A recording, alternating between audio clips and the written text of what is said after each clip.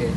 Good afternoon, sir. My name is Hajun Boraga. I live in Karaykayon, Tigang, Camarines, and I'm school in Siena College, Tigang.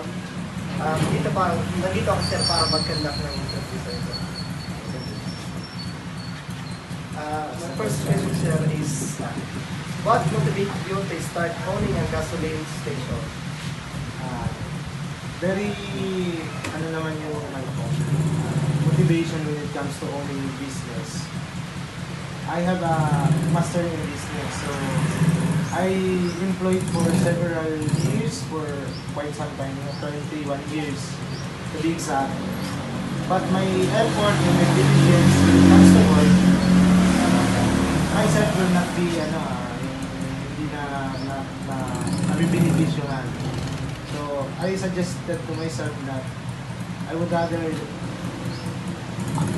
move into outside comfort zone with this business. So I had savings that time, so I researched.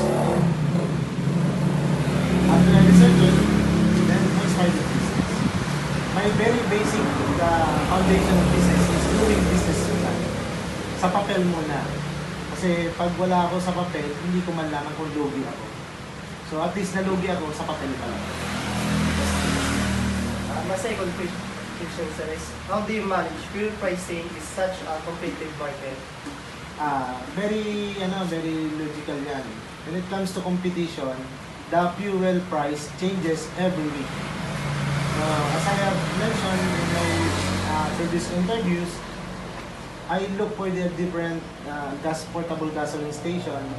Then if their price is higher than mine, I stick to my price because the price matters. No? Pag mababa ang ang presyo mo, maraming paparami. So mabilis yung cycle ng sales mo. That's the one. My third question, sir, is what satisfy measurement place at your station? What safety measure and place at your station to protect both customer and employees? There are two things when it comes to safety measures. Physical. So I have heard the fire extinguisher. It was already seen by the Bureau of Fire and Compliance. The second one is the measurement of the exact measurement of the fuel.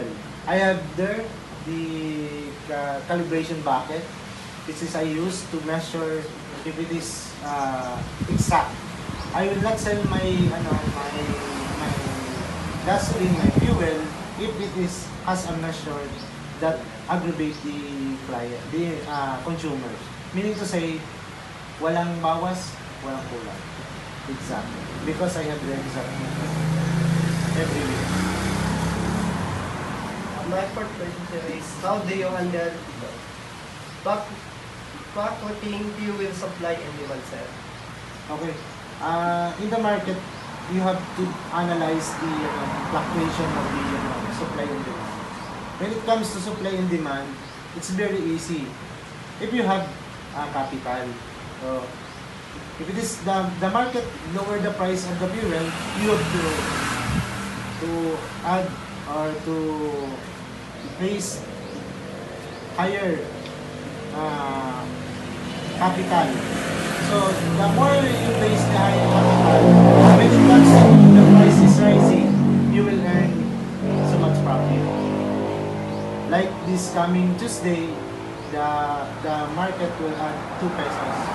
So I have to be delivered na full this one para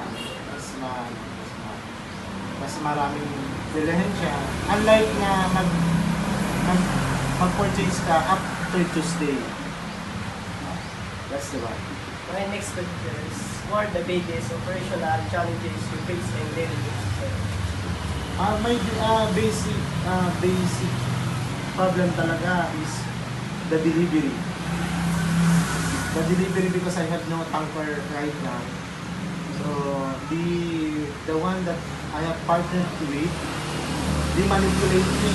They are the one who chooses when and where to be delivered, and the price. They dictate the price, not just if I have a tanker. My next question is, how do you ensure your station stay compliant with local regulation and environmental law? That's very basic when it comes to business. You cannot start with your business unless you are compliant with the national laws and the local laws. So you have to comply with the different bureaus or agencies in the national as well as in the local government for you to start the business.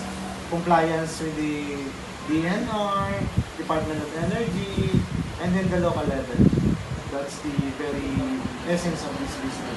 Because if you have no compliance or no certificate approved by the national and the local government unit, you cannot operate such.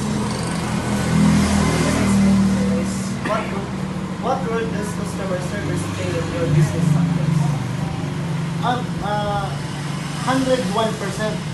the role that the clients imparted to my business. Without them, I can Clean Fuel is nothing. That's how my mission and vision rotates. So like when the tricycle drivers and the habal-habal, I give them discounts. When they purchase 100, I add 2 pesos. That's the motivation for them magpakaga dito sa akin because I have the discount para ma-rotate naman yung profit at hindi magpakarga sa iba. How do you manage your station finance, especially with outfitting gas price? With this station sa in Maynanao, here, my difficulty is I'm just starting, so I have no client, regular clients. So as I have mentioned before, I stick to yung mga discounts, like lower the price for them to know and masabihan nila yung kasama nila na may promo doon si Clean Fuel. So but now my another difficulty is the tarpaulin. I cannot place any tarpaulin there because I have no company. Can you share any strategy you should to grow or maintain customer loyalty? Like what I have mentioned, the loyalty of the customer is the product in itself. Because other portable fuel station has yung logic ng mga clients na may tubig. So ito sa akin is direct from the depot rin sa akin. So no third man, no middleman. From the depot sa akin na. Kaya it is important, very important to monitor your fuel so that the clients will go back to you and will maintain your rapport para maikwento ka sa ibang para pakarga or client na yung Clean Fuel walang halong biro, walang halong tubig. And my last question, sir, is what trends the fuel industry do you see shaping the future of gasoline station? 3 years from now, the gasoline station, especially this DSR, small gasoline station portable, the big companies